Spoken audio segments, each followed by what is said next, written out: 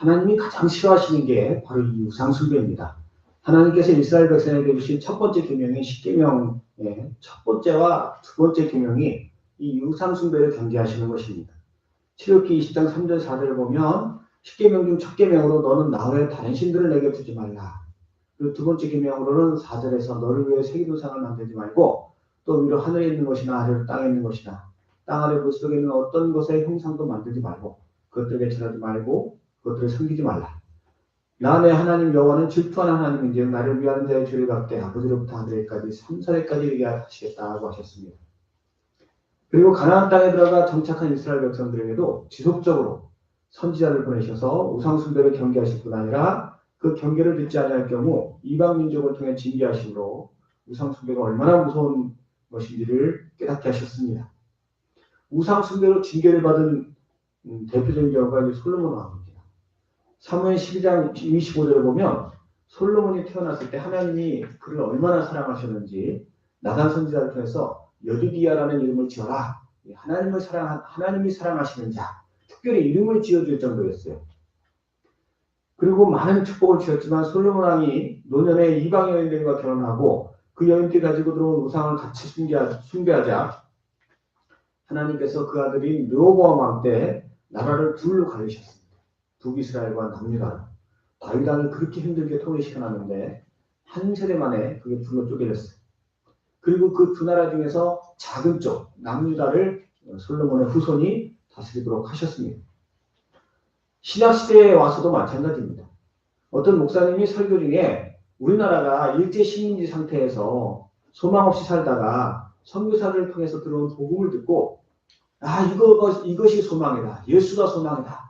그리고 정말 간절히 기도해서 해방을 맞았는데 왜 5년 만에 전쟁이 일어났는가? 그래서 국토가 다 폐허가 되어버렸는가? 그 이유가 뭔가? 바로 우상숭배 때문이라는 겁니다. 일제시대 때 예수 믿는 사람들이 우상숭배를 했어요. 신사참배를 했어요. 하나님이 그걸 징계하셨다는 겁니다. 특별히 우리나라 개신교의 70%를 그때 당시만 해도 70%를 차지하고 있던 것이 장로교입니다. 근데 장로교가 1938년 제27회 총회에서 이 신사참배를 가결했습니다. 그래서 어떤 일이 벌어졌습니까? 유교가 끝나고 6년 만인 1959년 이 장로교가 통합과 합동으로 갈라집니다. 감리교 역시 신사참배를 주도한 사람이 양두삼 목사라는 사람인데 이분이 미국 명문대 예일대학에서 신학을 공부하고 한국 초기 감리교의 주요 축제를 다 감당한 아주 대단한 인재입니다. 그런데 이 사람이 신사참배를 주장하니까 그 최후가 아주 비참해졌습니다. 1950년 8월 납북되어서 어떻게 됐는지도 몰라요. 보나마나 뻔한 거죠. 이렇게 우상숭배는 하나님을 진노하시게 하는 행위 중에 최악의 결과를 낳는 문제인 것입니다. 그런데 우상숭배는 구약시대에만 있는 게 아닙니다. 오늘날도 수많은 사람들이 우상숭배에 빠져 삽니다.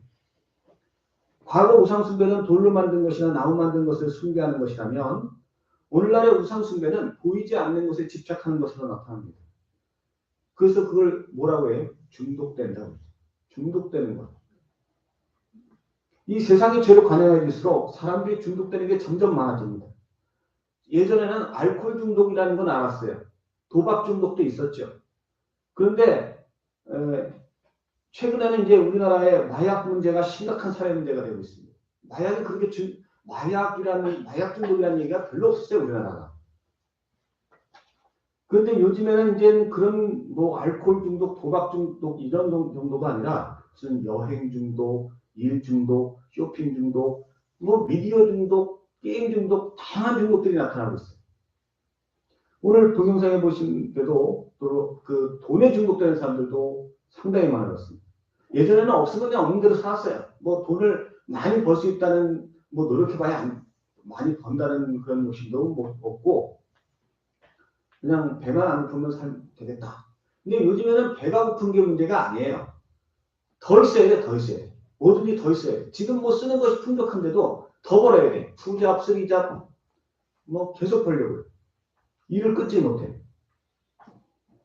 이러한 우상숭배는 르호보암 왕 때에 이스라엘이나 일제 식민지 후에 우리나라를 분단 국가로 만든 것처럼 개인의 삶에 반드시 문제를 갖고 옵니다.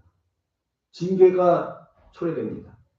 뭐 마약 중독, 도박 중독, 알코올 중독 이런 것이 어떤 결과를 초래하는지는 두말할 필요가 없습니다. 많은 사람들이 심각하게 생각하지 않은 다른 문제들도 문제가 일어납니다. 학생이 게임이나 핸드폰 중독에 빠지면 가장 먼저 나타나는 현상이 뭡니까? 가장 먼저 오는 징계가 뭡니까? 성적이 떨어진다. 핸드폰하고 게임 중독해갖고 성적 올라가는 경우가 없어요. 절대로. 이게 뭐 머리가 나빠서가 아니고 하나님이 징계하시는 거예요. 그건. 그러니까 우리 부모님들이 절대로 이런 중독에 빠지지 않도록 기도 많이 해줘야 돼요. 더 심해지면 이 성적이 내려가는데도 중독을 못 끊는다. 그러면 어떤 일이 벌어지냐면 친구관계에 문제가 생깁니다.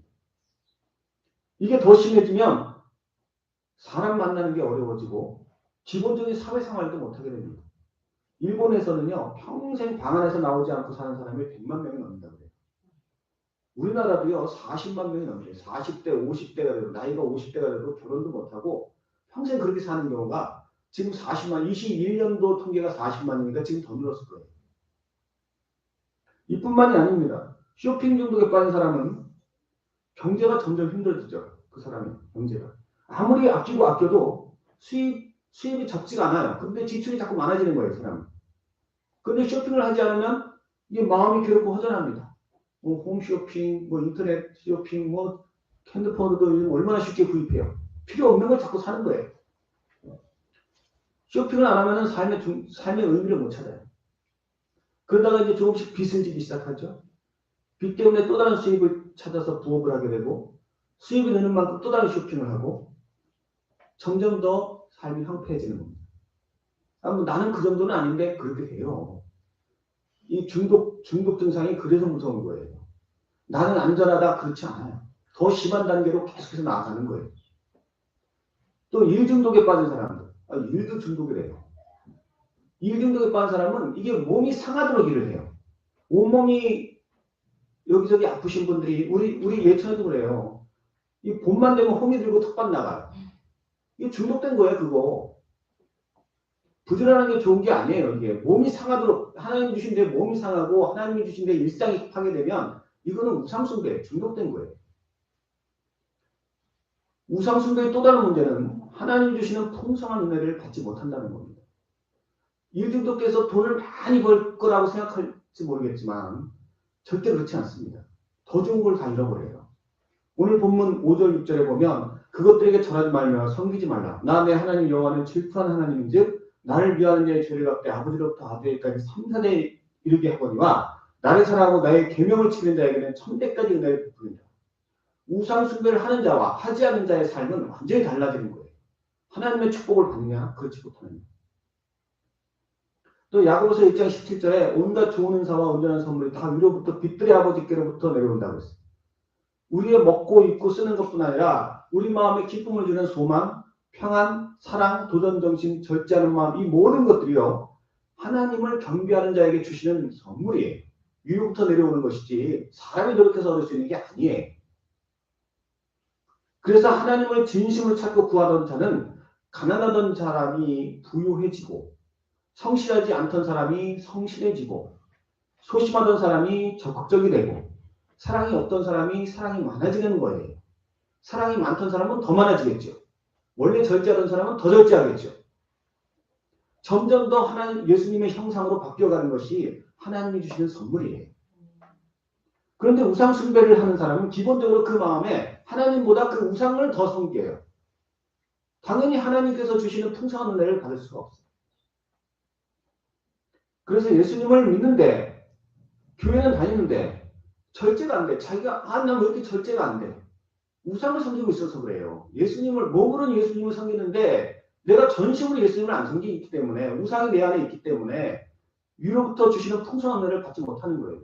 예수님을 믿는데 사랑을 하지 못하고 용서하지 못하고 예수님을 믿는데 나누지 못하고 평안하지 못하고 예수님을 믿는데 여전히 삶이 가난하고 예수님을 믿는데 내 삶에 하나님의 영광이 드러나지 않고 이유가 뭡니까? 예수님을 믿는 척하는데 우상을 더 사랑하는 거예요. 무언가에 중독되는 것은 기본적으로 하나님이 주신 균형 있는 삶을 살지 못하고 생각과 육신을 무너뜨리게 만들고 무엇보다 하나님으로부터 멀어짐으로 그분이 주시는 은혜와 축복을 못 누리는 것입니다. 그리고 결국은 모든 것을 잃게 됩니다. 이러한 우상 숭배를 우리가 경계해야 하는 이유는 세상에 죄가 많아질수록 점점 우상 숭배의 종류가 많아진다는 거예요. 아까 말씀드린 것처럼 일중독이라는 게 없었어요. 예전에는 뭐 대화 사람 중독 이런 거 없었잖아요. 또 그 우상 숭배의 힘이 점점 강력해져서 마치 그물처럼 모든 사람들이 다 걸려들게 만들어요. 예수 믿는 우리도 피해가기가 힘들어요. 그래서 모두가 다 우상 숭배에 빠지게 되면 무시무시한 하나님의 진노가 임하는 것입니다. 앞으로 죄가 많아지면 이제 또 무슨 중독이 생길지 몰라요. 이제 뭐 설탕 중독이 나오려면 또 무슨 카페 중독이 나올 수 있죠. 대화 중독 같은 것도 올 수 있어요. 사람이 대화하지 않으면 막 그냥 공황에 빠지고. 그건 제 생각이지만 어쨌든 뭔가 생길 거예요. 우리가요 정신 바짝 차리지 않으면 다 중독에 걸릴 수밖에 없고 뭔가 이렇게 그래서 하나님으로부터 멀어지고 하나님께 더 가까이 가기가 힘들고 예배가 귀찮아지고 하나님을 섬기는 것이 피곤해지고 하나님을 사랑하고 싶지 않고 말씀이 싫어지고 그럴 수 있어요. 우리 예천에서 가장 흔한 우상이 뭘까요? 제가 궁금해서 설교를 쓰면 생각해봤어요. 제가 볼 때는 뭐 돌부처도 아니고 저기 뭐 수북하게 있는 절도 아니에요. 중요한 것은 예천에 있는 우상은요 평온함이에요. 평온함. 참 평온한 동네예요. 그래서 사람들이 나는 그냥 내버려둬. 나 건들지만 마. 이런 마음으로 사시는 것 같아요. 그리고 분명한 것은 평안함도 하나님이 주신 선물인데 이거 여기에 집착하면 그래서 하나님의 뜻을 따라 사는데 이게 걸림돌이 되면 이 우상이 된다는 것입니다.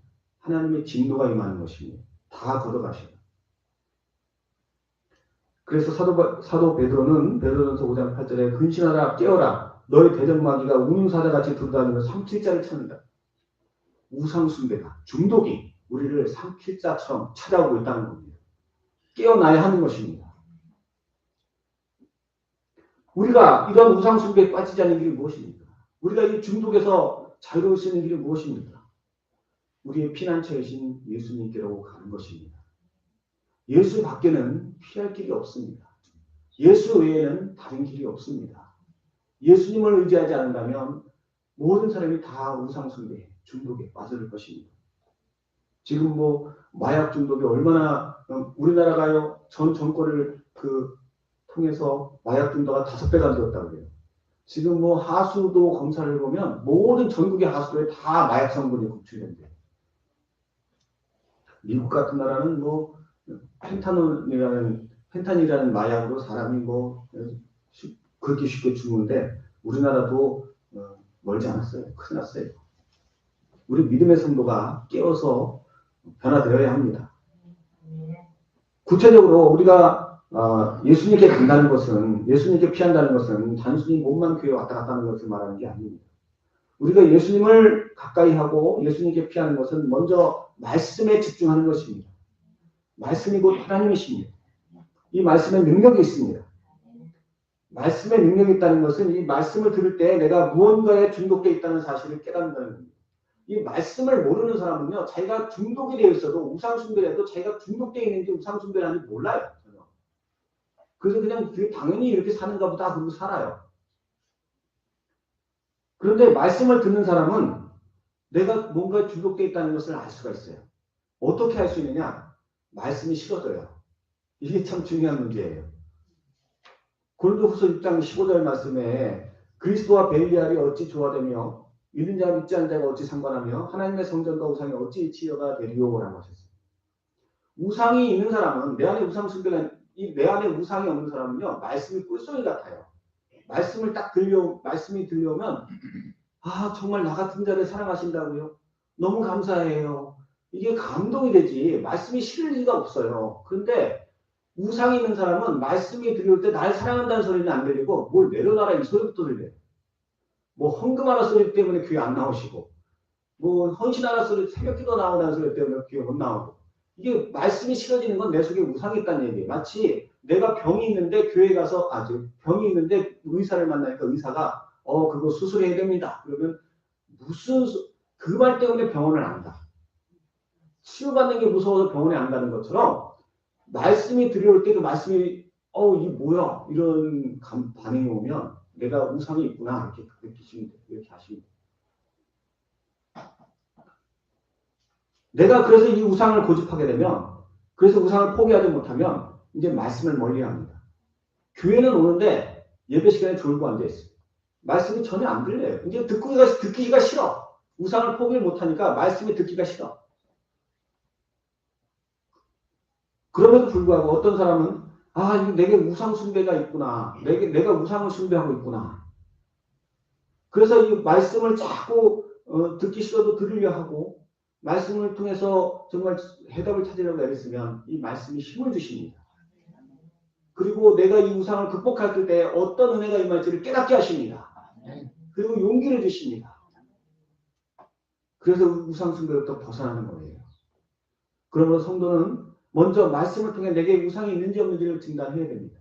내가 말씀을 들을 때 날마다 감사한가? 내 안에 그 말씀이 임하는 것이 기쁜가? 아니면 말씀이 지루한가? 말씀을 들을 때 졸린가? 말씀을 들을 때 거부감이 일어나는가? 그럼 구체적으로 그 우상이 뭔가? 어떤 말씀에 내가 민감하게 반응하는가? 헌금 문제, 기도 문제, 전도 문제, 내가 어디에서 반응하는가?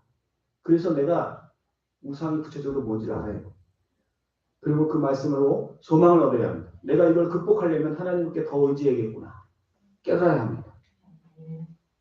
두 번째로 우상을 극복하기 위해서 우리가 해야 할 것은 기도입니다. 이 무언가에 중독되어 있는 사람은 아무리 노력하고 애를 써도 이게 벗어나기가 쉽지 않아요. 어떤 분들은 뭐 담배를 끊었다가 한 1년 끊었다가 또 피고 3개월 참았다가 또 피고 이게 안 끊어져요. 안 끊어져. 그건요. 이 우상숭배 배후에는 악한 영이 있다는 증거입니다.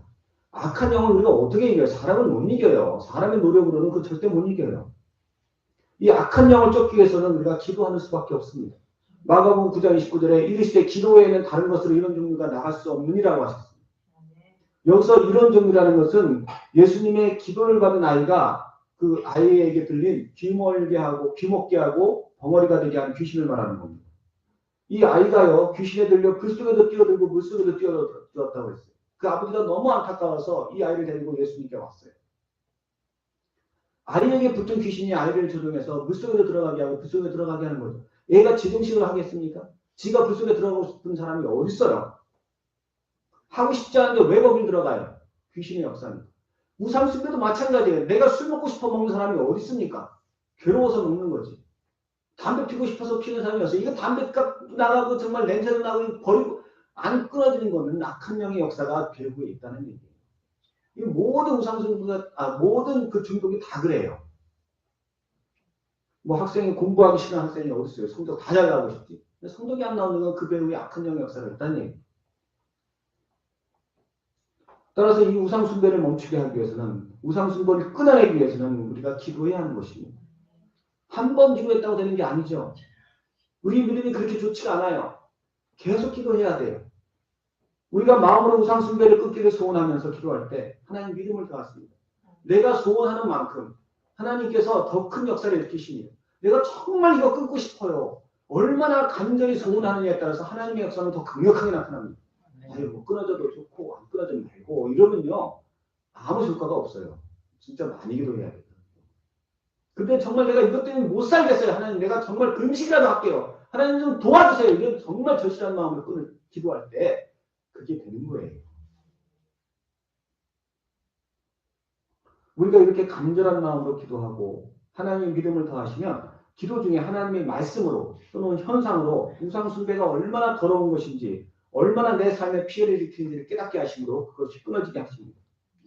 어떤 분이 예수님 믿고 그렇게 담배를 못 끊으셨대요. 자기가 이제 끊으려고 애를 쓰는데 이제 예수 믿고 좀 한 달 있다 또 피고 석 달 있다 또 피고 스트레스 받으면 또 피고 아주 그냥 반복하셔서 너무 괴로웠대. 근데 한 번은 기도원에 가셔서 기도하는데 다른 문제 때문에 기도하는데 기도 중에 성령이 임하신 거예요. 그렇게 간절히 성령에 이끌려서 기도하다가 딱 문 밖에 나와갖고 습관처럼 담배를 한 대 딱 피려고 은혜 받고도. 근데 담배 불을 딱 붙이는 순간 냄새가 얼마나 역겨운지 이 폐를 타고 들어가는 담배 냄새가 막 미치겠더라는 거예요. 그리고는 구토가 올라오는데 다시는 담배를 안 폈대. 그 다음부터. 이게 실체가 보여야 돼요. 악한 영의 실체가 보여야 돼요. 이게 안 보이고 안 느껴지니까 못 끊는 거예요. 성령이 역사하실 때 우리가 간절히 기도하면 성령이 역사하심으로 이걸 끊어지게 하시는 것입니다. 그래서 우리가 믿음이 강해지면 강해질수록 우리가 우상숭배 하나가 아니잖아요. 더 깊은 우상이 있고 내 깊은 쓴뿌리를 타고 역사하는 더 깊은 상처가 있고 그 상처 속에 있는 그런 것들이 하나하나 끊어져 나가는 거예요. 그래서 그 우상이 빠져나갈 때마다 더 큰 은혜가 임합니다. 내 안에 기쁨이 넘치고 무엇보다 굳건한 믿음이 생성됩니다.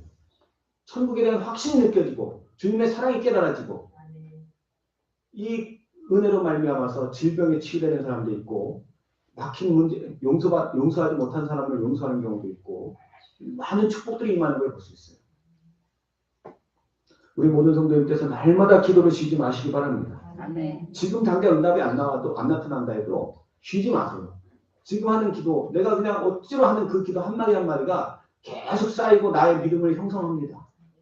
우리가 쉬지 않고 기도하면 더 빨리 이 우상을 끊어낼 수 있는 거예요. 이 중독에서 벗어날 수 있는 거예요. 마지막으로 우상 숭배를 극복하는 길은 바로 주님을 더 사랑하는 것입니다. 이제 우상 숭배를 말씀과 기도로 해서 끊었다. 그러면 이제 주님을 사랑해야 합니다. 마태복음 12장 43절에 보면 더러운 귀신이 사람에게서 나갔을 때 물 없는 곳으로 다니며 쉬기를 구하되 쉴 곳을 얻지 못하고 이에 이르되 내가 나온 내 집으로 돌아가리라 하고 와보니 그 집이 비고 청소되고 수리되었거늘 이에 가서 저보다 더 악한 귀신 7을 데리고 들어가서 거하니 그 사람의 나중 형편이 전보다 더 심하게 되었다고 했습니다. 그리고 마지막에 이 악한 세대가 또한 이렇게 되리라고 경고하십니다. 다시 말해 말씀과 기도를 힘들게 싸워 우상 숭배를 하는 그 숭배를 하게 하는 악한 영을 물리쳤다 할지라도 내 안에 그것을 대체할 것이 없으면 또 다른 우상 숭배에 빠지게 된다는 거예요. 억지로 도박을 끊어냈더니 이제는 또 술을 마시게 되고 억지로 또 술도 끊었더니 이제 술에 빠지게 되고 막 그런 경우 있어요. 사람이요 뭔가 그 안에 채워지는 게 없으면 자꾸 헛된 거 찾아다니는 게 돼 있어요. 그래서 우리는 주님을 사랑하고 그 안에 내 안에 주님으로 충만해야 됩니다. 주님이 충만해야 다른 것이 들어올 수가 없어요. 그럼 우리가 어떻게 주님을 더 사랑할 수 있습니까? 지금보다 더 사랑하면 이 주님에 대한 사랑으로 인해서 우상들이 더 빠져나가요. 떨어지게 돼 있어요. 내가 주님을 사랑할 수 있는 길이 무엇입니까? 물론 어떤 분은 말씀을 읽는 중에도 성령의 감동을 받아서 펑펑 울고 주님만 사랑하기로 결단하시는 분도 있어요.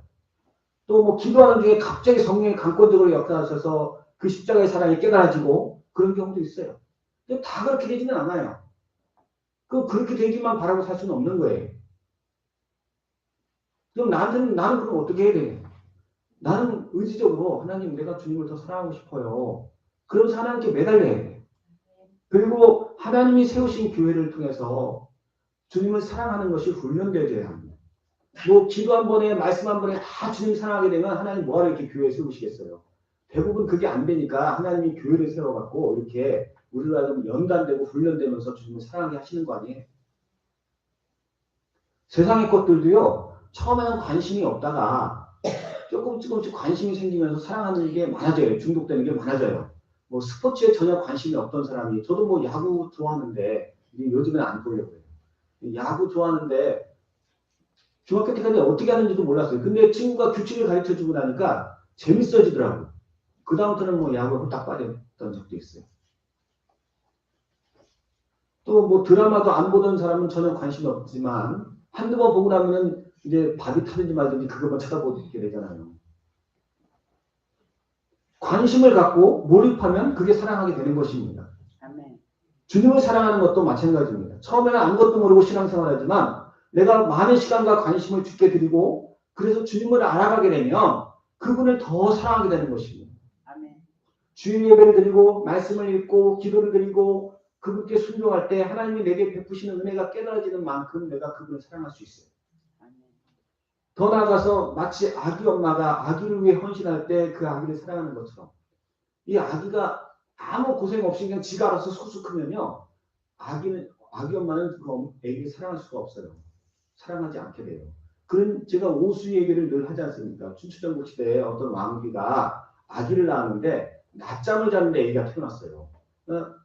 그래서 이름을 낮잠이라는 뜻의 오수라고 붙였어요.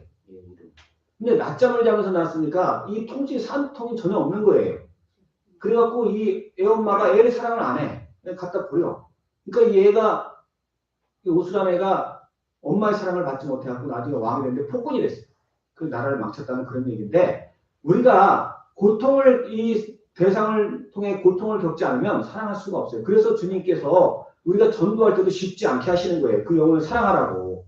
그러니까 내가 하라고 전도하라면 척척척 알아서 오면 사랑하겠어요? 이 사랑이 가장 강력한 무기인데 내가 그러면 그렇게 사랑하지 않으면요. 박해가 오면 다 버려요. 고난이 닥쳐오면 다 포기해버려요. 내가 사랑해야 고난이 와도 내가 절대 못 포기해. 그래서 한 영혼을 구원하고 교회를 지키고 끝까지 순교까지 가는 거예요. 주님을 사랑하는 것도 마찬가지입니다. 주님께서 우리를 위해 피 흘리신 그 사랑을 깨닫기 위해서는 내가 그분을 알아야 되고 그분께 마땅한 헌신을 드려야 돼요. 우리가 지금 행복한 사람들의 축제를 하고 있습니다. 행축을 하고 있습니다. 6월 4일까지 영혼들을 데려오시라고 태신자 작성서 나눠드리고 계속해서 하나하나 진행을 하고 있습니다. 그 데려오는 단계가 전도 8단계인데 태신자를 정한 게 1단계 문자로 안부 보내라고 하시더라고요. 지난주에. 그리고 이제 지난주에 안부. 그 다음 지난주에는 기프트콘을 그 행복 이미지를 나눠드리라고 했습니다. 이번 주는 기프트콘을 보내는 거예요. 이게 갈수록 8단계가 갈수록 조금 더 많은 비용과 관심과 에너지를 쏟아야 돼. 근데 사실 별건 아니죠. 기프티콘 뭐 얼마 만 원도 안 되잖아요. 사실 싼 거는. 그런데요. 이게 중독이 돼 있는 사람한테는 이게 굉장히 시험거리예요. 기프티콘 만 원짜리 쓰는 것도 어려워요. 이게 우상이 없는 사람은 그 안에 우상이 없는 사람 그까짓 거 뭐 얼마인지 하지 뭐 내가 10명도 한다 야. 뭐 얼마든지 할 수 있어요. 근데 내 안에 중독이 되어 있는 사람은 뭐 바쁘고 돈 더 벌어야 되고 뭐 신경 쓸 게 많고 이런 사람들은요. 이거 짜증나요. 별걸 다 해. 우리 목사는 맨날 좀 그만 좀 했으면 좋겠어. 그런 반응이 올걸요? 아니리라고 믿습니다. 이 중에는 한 분도 안 계신다고 믿습니다. 그러나 분명히 기억하시기 바랍니다. 내가 순종하고 이것을 하는 순간 나를 사로잡고 있는 중독에서부터 한 걸음 멀어지고 하나님께는 한 걸음 더 가까이 가는 것입니다. 아멘. 아주 쉬운 것부터 시작하는 거예요. 태신자 정하는 거 뭐 어렵습니까? 안부 문자 보내는 거 뭐 어렵습니까? 안 어려운데 어려워요. 그만큼 예, 편안하게 앉으세요. 예.